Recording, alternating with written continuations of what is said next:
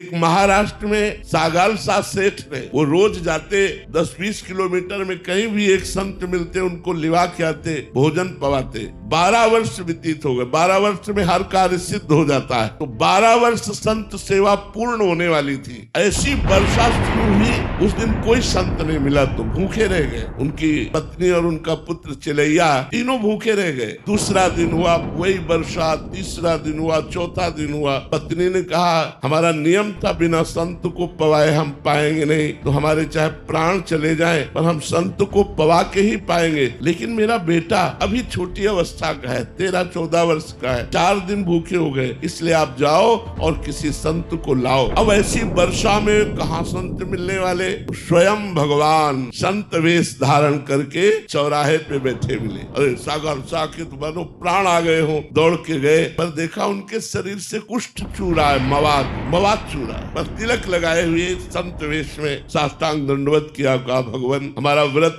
था, बिना संतों को भोजन पवाए हम पा नहीं सकते। 4 दिन हो गए, हमारे परिवार में किसी ने जल भी नहीं पिया। आप चलें और प्रसाद पाए और हमारे परिवार के प्राणों की रक्षा हो जाए, हमारे नियम की पूर्ति हो जाए। उनका हाँ चल सकते हो, लेकिन मैं चलने लायक नहीं हूँ, मुझे कोई अपने कांधे पे ले चले। तो उनका आओ प्रभु मेरे कांधे पे बैठो। उनका नहीं, एक आदमी तो मक्खी उड़ाने के लिए चाहिए ना, अपनी पत्नी को लिवा के लाओ। गए घर में पत्नी से कहा, पत्नी आई, जे ही वो बीभत्स रूप देखा, यहाँ घाव मवाद चू रहा है। और उसके मन में आया नहीं संत के प्रति दोष दर्शन नहीं करना, मुझे संत सेवा करनी, इसलिए बैठा ला। अब वो इतनी दुर्गंध भगवान ने बढ़ा दी कि दोनों पति पत्नी छोड़कर भाग जाए, लेकिन गोविंद गोविंद गोविंद एक एक कदम भगवान नाम जप करते हुए घर पहुंचे। उनको स्नान कराया, चंदन लगाया। तो उन्होंने फिर खीर पुआ ये अच्छे पदार्थ सामने रखे। भगवान जो संत वेश में कुष्ठी रूप में थे, उन्होंने कहा